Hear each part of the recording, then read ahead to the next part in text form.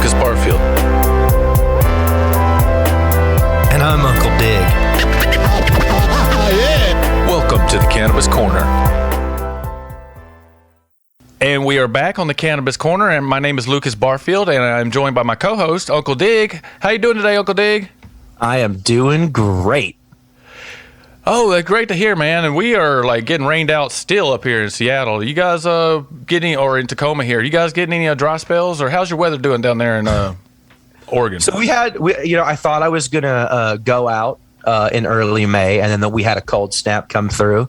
But now here in the middle of May, I am out. My outdoor plants are in the pots, ready to go. We've got some trellising to do, and then we are going off to the races in the outdoor grow season. It's going to be great. Oh, good to hear. And we have some great news on the Cannabis Corner. And I got an email the other day, Dig, and this is some really good stuff and some good news for the show and the listeners out there. We are going to be archived in the Tacoma Public Library in their special collections section as a topic that has not traditionally been in the library or represented in the library system. And I thought that was just really great news, and it was a really big surprise. That tickles me to no end to know that you can. Are they going to be able to rent the Cannabis Corner on the audio catalog at the library? No, it'll be something. I believe it'll be something like if you go into the Tacoma Public Library and you search the word cannabis, that our show will pop up as a resource. That's awesome. It is awesome, Dig, because I tell you what, when I first got into cannabis back when I was 18 and 19 years old, and starting probably when I was around 17 years old, I really started researching and looking around for cannabis information, looking for things that would tell me about what cannabis was and something more than the drug war, reefer madness section in the encyclopedia. And you could read it and you could tell that it just didn't tell the whole story. And I went around, looked for information, and just could never find anything. Yeah. Resources were really hard to find when we were young, and they still can be hard to find in mainstream sources. But I think over the last 5 years, with resources like our show and other shows, and then a lot of really, really good like online articles have become available. There's people growing on YouTube and have whole channels devoted to cannabis. There's podcasts. There's definitely way more places to find good information on cannabis than there used to be. And so I'm really excited about the democratization of cannabis information in the wider world the last 5 years. It's awesome. Yeah, so thanks to the Tacoma Public Library for having us on, and we are about to upload those files and get those sent over. Now, I do still have to sign a release, and as a blind person having to print a release and sign it, I am notoriously slow on doing that with paperwork. So as soon as we get that over there to the library, all that will be up and running, and we will tell the audience when that is all good to go. And I'd also just like to take a second to thank Suzanne Skaar of No Mind Studios, and you can follow her work over at No Mind Studios on Instagram for our new logo. And I really thought she did a good job on that, Dig. Yeah, it looks cool. I'm excited to start seeing that places. Yeah, Dig, we got a guest coming on later. A guy by the name of Michael Sassano is going to come on and talk to us about recreational cannabis in Germany, and he's going to discuss cannabis in Africa and what's going to happen when some emerging markets come online when it comes to medical cannabis and adult use cannabis. And he's going to give his opinion on the question that everybody is wondering: can pharmaceutical cannabis coexist with traditional whole plant medical cannabis medicine? Stay tuned. Yeah, I look forward to hearing it. And now, let's check the news. This is a Cannabis Sativa special report.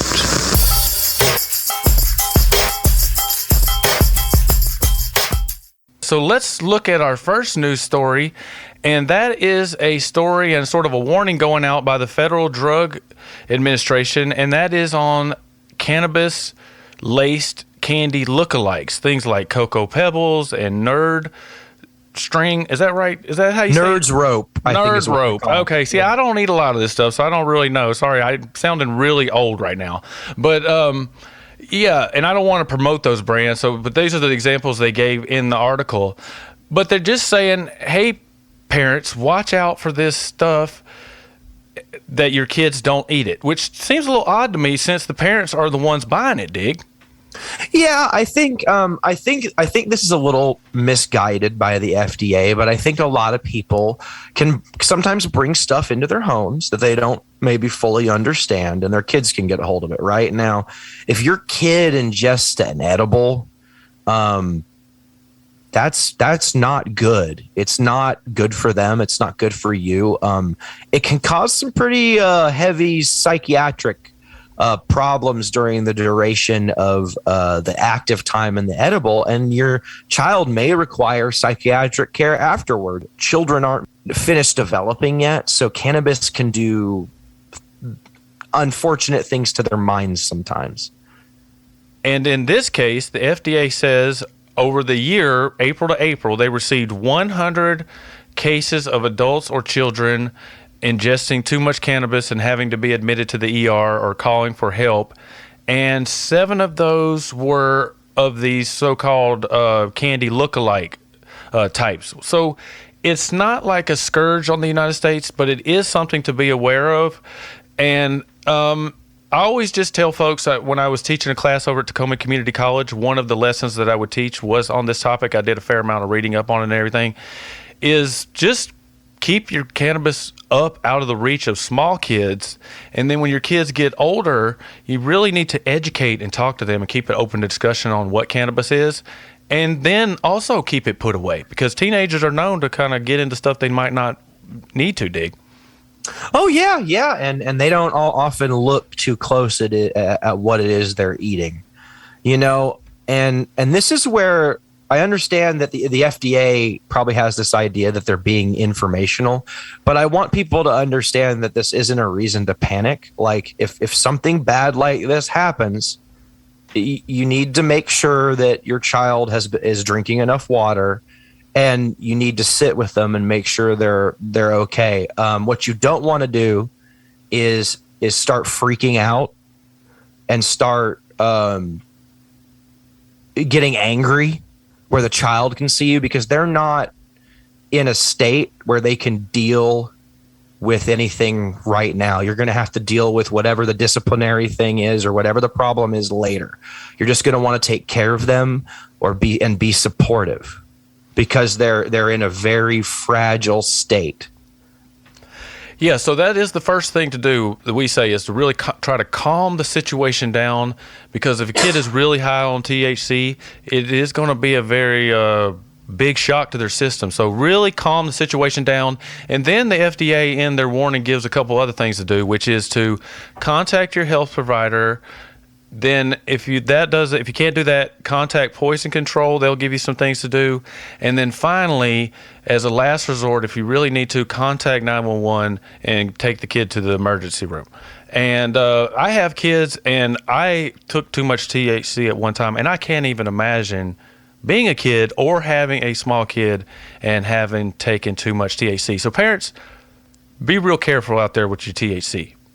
Yeah, and remember, your children are your responsibility, not anyone else's. So, do a little recon if you're going to go to your dumb hippie brother's house, and look around before you let your kids run around. You know what I'm saying? Yeah, you have to be careful. I'm seeing a lot of these stories. There was one just out of California you can find. People might have seen it out there. The kids ate some THC Cheetos, and they were sent to the hospital. So, oh my. Yeah, so yeah, if you're... I'm sorry, that's just it. The thought of THC laced Cheetos doesn't appeal to me. I find it humorous. It's gross. So our next article is down in Miami, and this is a story that seems a little odd to me, seeing as Florida passed medical cannabis 6 years ago, and Miami traditionally has always been known as sort of a cannabis hub. There was a really big case out of the early 1980s where a man was bringing in like 50,000 pounds into Miami a year or something like that. Just crazy amounts of cannabis from South America. So Miami's been known as a hub for cannabis, but now they are just getting their first dispensary license, Dick. Yeah. I think this is a long time coming, and I think it shows that when people try to resist state legalization, when enough people want it, you just kind of have to force the government's hand. This is probably a result of a lot of pressure on the city council from their constituents, and sometimes that's what it takes, because a lot of times these people aren't comfortable. And this is still like a very uninviting, securitized cannabis system. They're talking about making it as much like a pharmacy as they can. And I don't know if I like that. Yeah, and the vote was 3-2, 3-4, and 2 against. And the first license went to a dispensary called MRC 44. And they had actually sued the city to get their cannabis license. But the city said no. A judge said that Miami had to give them their license because Miami never did outright ban the cannabis dispensary. So really good news out of Miami, but there's only one dispensary in a city that size, Dig. Yeah, and I think it's good that at least they have one. Hopefully they'll get more. And it's good to know, Miami will be underwater in 50 years, but at least it will be under high water. The next article we're going to get to is a really interesting article and kind of gets to that how to roll back the drug war all the way. And that is in New York, a senator proposed a piece to their cannabis regulations where it would be like community gardens for people that live in apartment complexes or high-rise buildings in New York and can't grow cannabis on their own. It would be a place that they could go, and I don't know how it would be set up, or rent a space or buy a space and then grow cannabis there like in a community garden. This is such a cool idea. I know they're going to overregulate it and make it a challenge, but I like this idea of setting up a system that is already trying to address equity in that way. We tout different state systems about equity of employment or ownership in the cannabis industry. But one thing we don't like to talk about is a lot of renters have a hard time accessing, good quality areas to home grow if they want to. A lot of times their landlords won't let them, or they're legally required not to because they live in federally funded housing. But what this does is that this allows a person who doesn't have the means to acquire an appropriate space for themselves to have a place in their community where they can go and still cultivate, which I think cultivation is always better than purchasing your cannabis in the long run. Both, I think, for the environments, we're using less fuel to transport it, and it's an additional mental health thing. I think to get out in the garden and provide to yourself is very therapeutic in its own right. Yeah, this is a really great idea, and I was telling Dave before the show, if I could have a cannabis business, this would be the type of business I would have, where it'd be a place that would facilitate these types of grows. I think this is a great thing. And we just wanted to mention that this is actually how a lot of other places cannabis systems are set up. In Spain and in Uruguay, and I believe Belgium too, that is how they distribute your cannabis, is you join a co-op. So, and then you come and you grow your own cannabis and you work at the place, and then you get your quarter pound a month or whatever it is, and then you leave.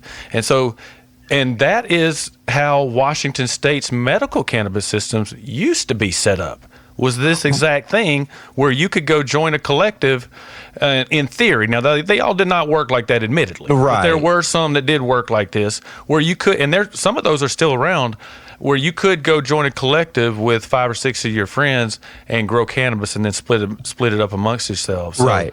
This is kind of getting back to that idea. I think this is really cool. One of the things that has always been, I don't want to say problematic. Oregon did its best.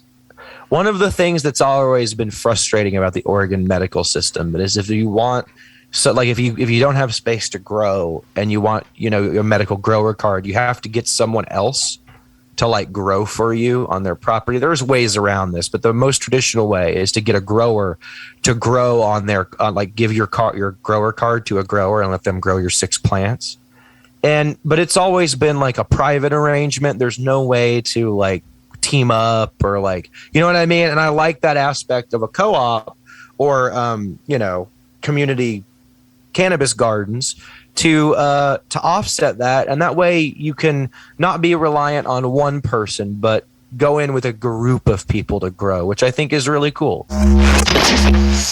Our last story is a sort of 2-in-1 story, and it's just in the column of how the United States is getting left behind in cannabis policy around the world.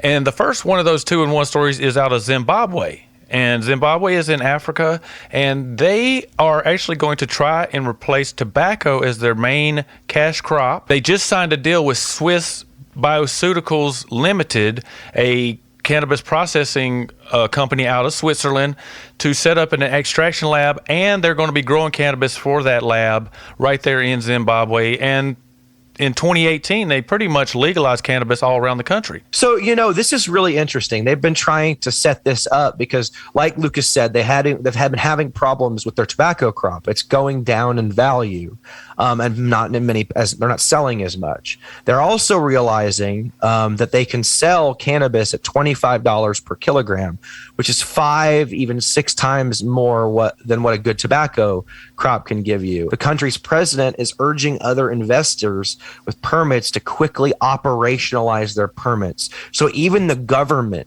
is encouraging the growth of this cannabis industry as a new cash crop. And I think a lot of countries with agricultural heavy economies that aren't as wealthy as some other countries stand to get a real leg up using cannabis as a cash crop. And like you said, leave the United States and to a lesser extent Europe behind. Yeah, and it sounded like in the article that the country itself, so like the government is growing the cannabis and then this Swiss company is going to be extracting it. So that is really interesting how they're setting that up. And the other story with how what we wanted to talk about is in Thailand, this was all over the news last week, the country just handed out 1 million cannabis plants to its citizens. That's so cool. I think that's really neat. Yeah, I'm kind of speechless by that. It's amazing. This episode of the Cannabis Corner is brought to you by Quality West Cannabis. Learn more at thecannabiscorner840.blogspot.com.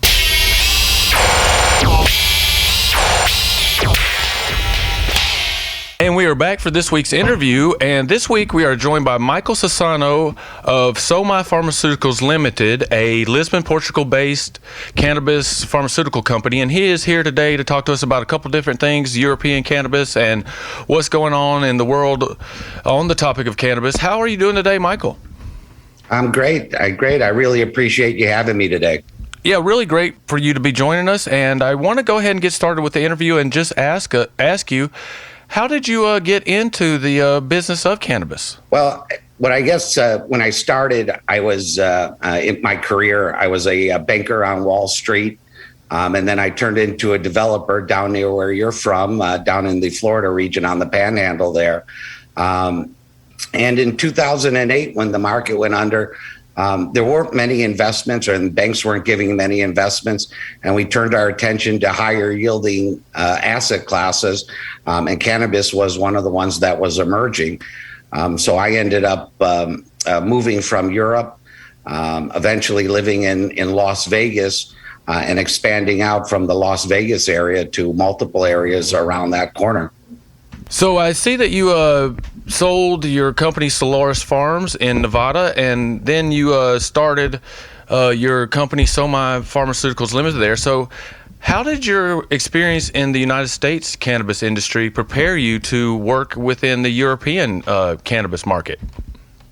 Yeah, so Solaris Farms merged with another dispensary group, the Sanctuary Dispensaries, to create the largest private double vertical in Las Vegas. That experience from the ground when you saw the transformation on the West Coast, which started off in the medical area, quickly became recreational. And then you saw the advent, especially Las Vegas, where, it's more of a marketing, let's say, play on cannabis, but a market that also has now reached up to $1.2 billion in sales with a very limited amount of groups. It's the largest collection of public companies in one state because the regulations are very clear. This experience starting off on the West Coast, both for the quality of genetics and the diversity of products that we're creating, this was a logical nexus to bring these products and those genetics to Europe. And as I said earlier, I lived in Europe full time, came back, just to do the cannabis ventures there into the United States. And getting back to Europe has always been a key. So, bringing that product knowledge, understanding, where this market is and where it's going to go here in Europe is all a part of that learning curve of watching, the explosion of cannabis over the last 10 years. So I wanted you to discuss real quick, what are some of the major differences between the United States cannabis market and the cannabis market emerging in Europe? Well, right now it's in its infancy state, let's say, in Europe. Some major differences is that it's pharmaceutical grade cannabis. So all the facilities are rated for pharmaceutical production levels. So that would be the same kind of levels as an opioid manufacturer, an opioid farmer, an opioid manufacturer, or any other controlled narcotic. And it's controlled as such, where the products that are made, the flower that is sold, is given to the patients by a prescription, and those prescriptions are filled at a pharmacy just like any normal drug. There are some similarities, though, similar to the United States, where you have 50 different countries with all different rules on cannabis. So, too, is the 27 EU countries. There's various rules in each one of those countries. So Germany being the leader, currently Italy being the second leader, you can liken these to early stage states and how they grow. And Portugal being the leader in infrastructure with the most amount of grows and extraction facilities and export of product outside to the European community. And you mentioned Germany there, and that is a story that we have been following here on the Cannabis Corner. They're emerging adult use cannabis in their medical cannabis market. So what will it do if Germany goes ahead and moves into adult use cannabis full legalization? Well, this is a very interesting topic right now. The health minister changing his position from being staunchly against cannabis from the Conservative Party to now, with the new Liberal parties in charge, advocating, saying that the dangers of not legalizing far outweigh the dangers of legalizing. This is a shot heard across all health ministers in Europe. Every health minister in Europe picked up their ears when they heard that. So, Germany being the more progressive and also the largest country, carrying the most clout and respect in the European community, this is clearly a signal that is a lot more powerful than any politician saying they want to do this or that. This is the health minister who's in charge of the health of the German people, saying that he believes in the legalization of the product. How that's going to look, we greatly believe that because it's the health minister is really looking at this, the quality of the product will still be EU GMP pharmaceutical. This is a narcotic. They are not going to change. I do not believe they will change the derivation to a nutraceutical product similar to CBD. They will treat it as a narcotic. They will treat it as a controlled substance. What we might see other than pharmacy distributions, whether it's pharmacy OTC or by prescription, is yet to be seen. But we may see specialized dispensaries. We also may see specialized social clubs, similar to what you see in Malta, what's going to happen in Switzerland with the 10 pilot social clubs, similar to the social clubs in the gray market in Barcelona, Spain, similar to what you understand as coffee shops in the Netherlands. There may be that kind of a outlet also yet to be seen. But, for sure, it's something that's going to open up not just Germany. This kind of move is what every European country will pick up and start to follow if those cases fall. If the U.S. would have done it, these chips would have fallen quicker. But it looks like Europe is going to fall quicker than the U.S. And that's really good news. And there's a lot of countries, including Portugal, France, that have all, indicated or been on a political agenda to look at to look at bringing the adult use market to Europe. So I think a lot of people are going to be picking up their ears, and Europe's going to be a fast mover, and it's going to really shoot out of the gate once we see the regulations come somewhere around this summer. Okay, very interesting. One of the stories we covered on this episode of the Cannabis Corner was the story out of Zimbabwe, where the country is going to start growing and developing $27 million facility to grow and process medical cannabis. And they mentioned in the story there that they're going to replace their tobacco crop, and they were saying that cannabis is $25 a kilogram. I wanted to know if you could talk for a second about how some of these emerging markets like Zimbabwe, and I'm guessing Colombia and other South American and other African countries, how will these emerging markets begin to, let's say if Europe moves ahead and the United States follows, what is going to be the landscape with these markets coming online? Well, it's all positive, as cannabis sweeps across the globe. Uruguay was one of the early leaders in lower cost production. Colombia soon followed suit. Lesotho, South Africa, now Zimbabwe with an even cheaper cost to produce. Clearly legalization is a positive. Even Morocco went to legalize, by the way, in northern Africa. And, from whether you're looking at the black market, it was always known that the Moroccan hash and the Moroccan products were much cheaper. It was one of the things that the Netherlands always blew back about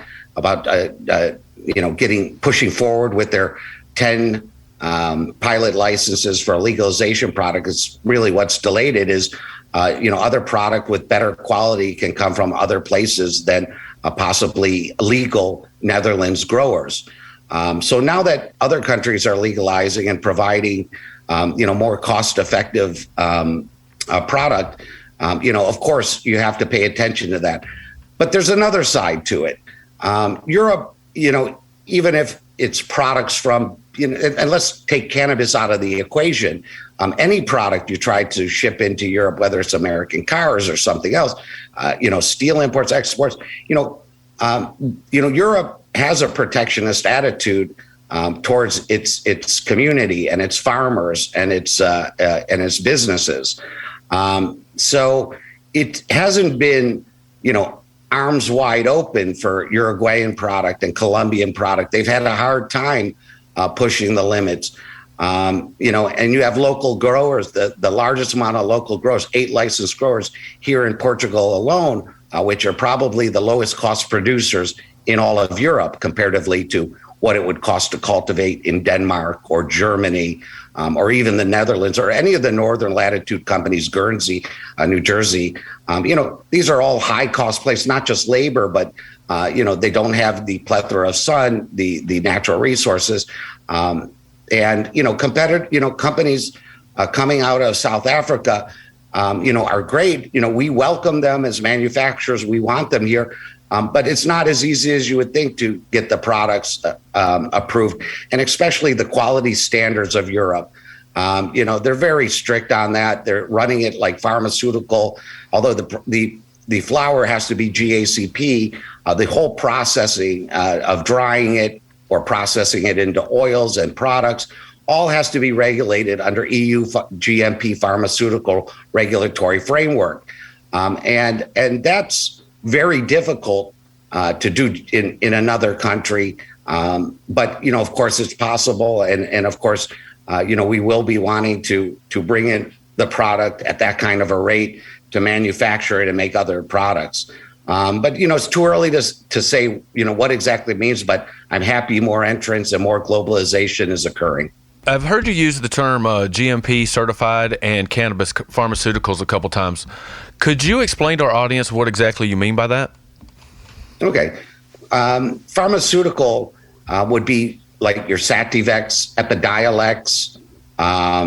These are pharmaceutical products that have gone through trials, clinical trials, all the way from pharmacological studies and all the way up to human trials. and they have been approved by regulatory agencies here in the EU as pharmaceutical products that doctors can prescribe with specific indications. It's the same as any pharmaceutical that is prescribed, whether it be pain relievers like opioids or antibiotics. These are your pharmaceuticals that doctors are used to prescribing. On another level, you have what's called medicinal, and it's a little different in Europe. Medicinal in Europe is more an herbal medicinal derivation. And it's a medicine. It's a medicine that a doctor has to prescribe and that you can pick up at a pharmacy. And it's with herbal elements. So if you look at the way they're looking at the flower or the extracts, the drops that are made here for the doctors to prescribe, these are herbal extracts, herbal flower, herbal APIs under herbal medicinal programs. Here in Portugal, we call it ACM. These you don't have to go through clinical trials on these because they're considered common elements, common APIs that are used. And these products, you just have to show stability and quality. And then you have the U.S. medical, which was a little bit more of a novel foods application. And then, of course, recreational. You can walk in these stores as long as you're 21 and purchase cannabis products. So when we're talking about cannabis pharmaceuticals, where does the whole plant, growing the plant out of the ground, fit into that equation of making those? Well, it all starts with the cannabis plant. Of course, we don't have a prolific let's say semi-synthetic market where you can convert CBD into other cannabinoids or THC, do conversions on them or purifications at that level. They're not here yet. Also in the monograph, there's really no place for the cannabinoids like CBG, CBN, although there is a look towards these products and how to get these products, APIs registered in the market. But the plant itself is regulated and pretty similar in the United States, where you have, even though you don't have the federal GACP here, you would regulate it under GACP with these federal guidelines on proper growing of the plant. Of course, there's a narcotic security between the requirements of fencing, the requirements of keeping tags on your plants. All of those requirements exist, security systems, because you are growing a narcotic. And it is not unfamiliar to the European farmers to grow narcotics similar to the cannabis plant. So everything starts with the plant. And, you don't have biocatalysis here yet, but that's also hopeful for the pharmaceutical. So really all you're talking about is the herbal extracts, taking the flower, making herbal distillate from the flower, either selling the flower or making herbal distillates from those flowers. So everything has to be derived from the plant in order to be registered under the herbal medicine rules. So here in Washington, we do have the synthesis of THC from CBD and Delta-8 and probably some other things. And then you have pharmaceutical grade cannabis products like Epidiolex and other things. One of the big concerns in the cannabis community is whether cannabis pharmaceuticals like Epidiolex, like conversion processes, whether those can eventually live together with whole plant cannabis medicine as we've known in the past, home grows, medical collectives, and things like that. In your opinion, what do you think about these two types of products living together? Because I just want to express the fear for a lot of medical cannabis people or legacy growers and traditional cannabis folks is that the pharmaceutical companies kind of have their eye on cannabis and want to eventually, possibly, get away from the plant and stifle things like home growing and things like that. So what is your opinion on that? It's a very interesting topic. If you think about it, the entire cannabis industry is somewhere around $30 billion in sales. Well, that's just one quarter for one company in the pharmaceutical industry, right? Well, at least in current days. So it's still a relatively small market. Have they been tilting the scales a little bit against us? I'm sure. The pharmaceutical industry, is notorious for that. But you've seen a lot of large buys, especially since in 2020, December of 2020, the United Nations voted to descheduleize cannabis to a Schedule 1 or get it off their schedule as and reclassify as a medicine. And that started a wave of mergers. So you saw Jazz Pharmaceuticals buy GW Pharma, which is your Epidiolex and Sativex. You saw at the end of last year, you saw Pfizer come in by a San Diego-based endocrinology cannabis application company. You saw Teva Pharmaceuticals enter in with the distribution company. You saw a German pharmaceutical company buy C3 off of Canopy.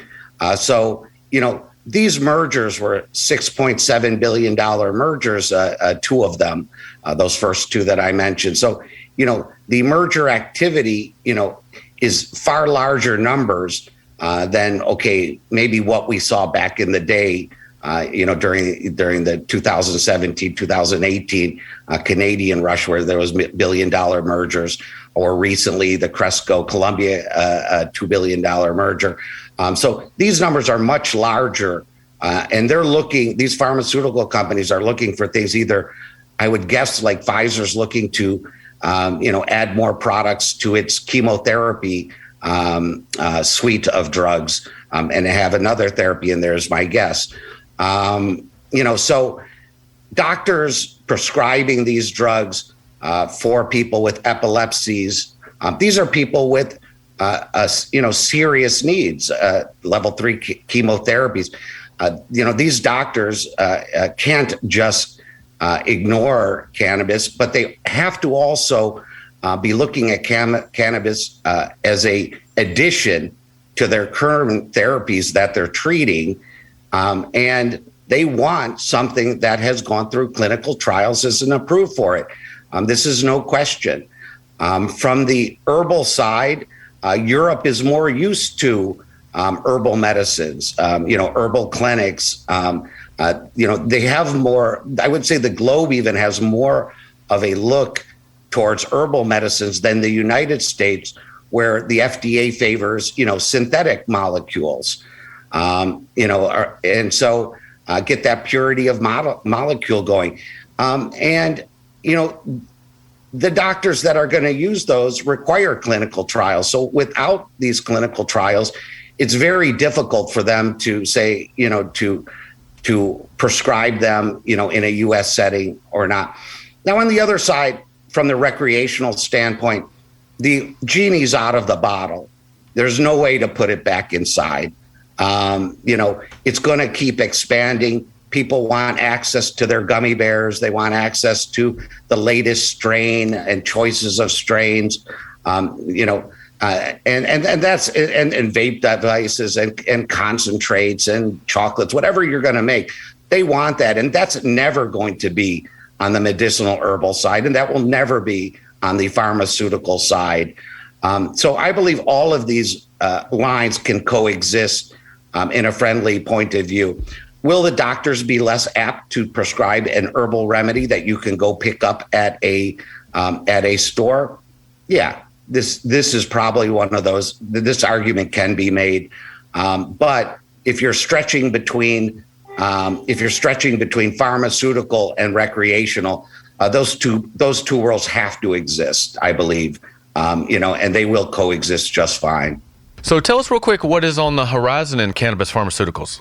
So there's a lot. There's over 250, I believe, THC pharmaceutical clinical trial programs going on at various stages. If you add CBD into that equation, that could be up to 1,200 globally. The two leaders in clinical trials is the United States, followed very closely by Europe. Those are your two mega leaders, in the industry.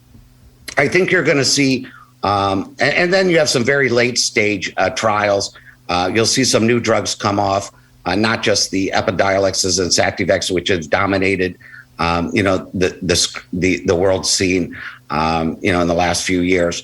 You'll see more indications being addressed, sleep apnea, other indications of pain, because it's such a broad category, whether it's chronic pain, fibromyalgic pain, post-surgical pain.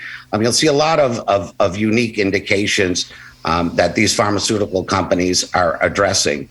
From our standpoint at Somai, as manufacturers, and of course our early revenue lines, are the herbal medicines.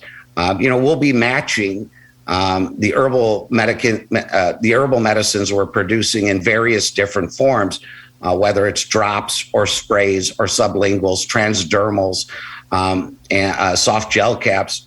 We will be matching these with clinics around Europe and KOLs around Europe, doctors that are prescribing these herbal remedies to treat specific indications, even sports medicine. All of these areas, we'll be designing with clinicians various products for them. And we've taken a little bit of an edge from the U.S. market, where instead of just products with MCT oil, we'll be creating excipient mixes that have considerably more bioavailability and faster onset. People want products that actually work and feel like they work. And the current, let's call it 1.0 of Europe, where it's MCT oil based mixtures, these take 1 hour to onset.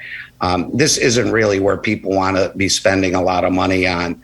So, looking at that race, there is, clear race going on from the clinical trial side as well as the herbal medicine side as to getting the proper excipients and also the proper delivery devices to go forward. And I think what you'll end up seeing in the European market is that there'll be a fair representation similar to the US and Canada for flower and extract-based products, and things will, the different products will only get a lot larger. The product mix will get larger and the acceptance in all the countries will get larger. But I still believe that, even with the health minister of Germany's, go forward, he is a health minister. He's going to want this on a medicinal path. He's going to want the quality of the product to be top.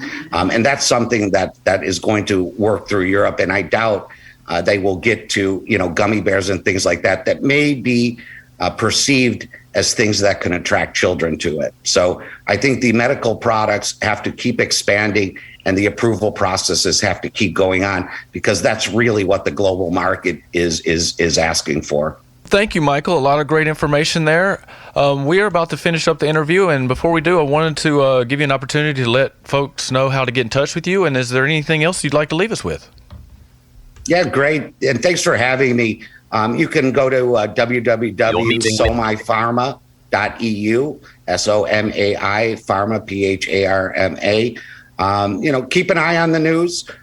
We have a few interesting mergers going on and investments into some companies around the EU community. Seeing that because we sit in the middle as a manufacturer, we touch base with the growers as well as the distributors, and creating that vertical homogeneous track from the seed all the way up to the distribution of the product is really the goal of any company in the United States as well as us here in the EU. And we're taking that same exact approach. And there'll be a lot of news coming out over the next year, as well as a brand new marketing for the product releases that are coming out this year. This episode of the Cannabis Corner is brought to you by Quality West Cannabis. Learn more at thecannabiscorner840.blogspot.com.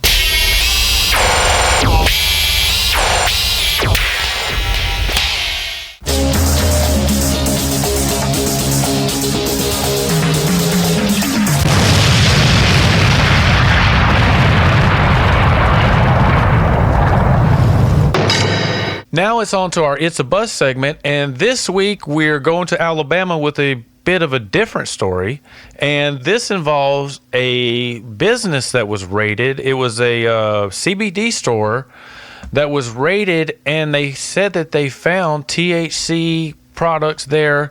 But what was interesting, Dig, is they never said they knew for sure that the products were THC. They had to send them off to the lab for results. So the police came in and raided a store, and they don't even know whether what they took is the real thing. Yeah. Pell City Police Lieutenant Jonathan Swiney said officers carried out the search warrant at Sky Vape and CBD. It's located, and it first opened in November 2021. So that's 6 months it operated before they decided to mess with it. But if anyone, they're calling for people with any information to call Officer Swiney at 205-844-3334. All right, Dig, and we are about to get out of here, and I really want to thank the guests for being on today, and I want to thank all the listeners and our sponsors, and I really want to thank you, Dig, and I hope you have a great week. Hey, you too, man. See you next time. If you have questions or would like to comment on the show, you can reach us at thecannabiscorner840@gmail.com. To listen to back episodes or to subscribe to the show, find us all across the internet by searching The Cannabis Corner. How can folks get in touch with you, Dig? Yeah, you can find me on Instagram at Uncle Dig, and you can listen to my podcast, The Bagseed Chronicles, wherever you get podcasts. Thank you to Radio Tacoma and KTQA for their continued support. I'd also like to thank Aaron Folsch for his production assistance. And finally, thank you for joining us on The Cannabis Corner.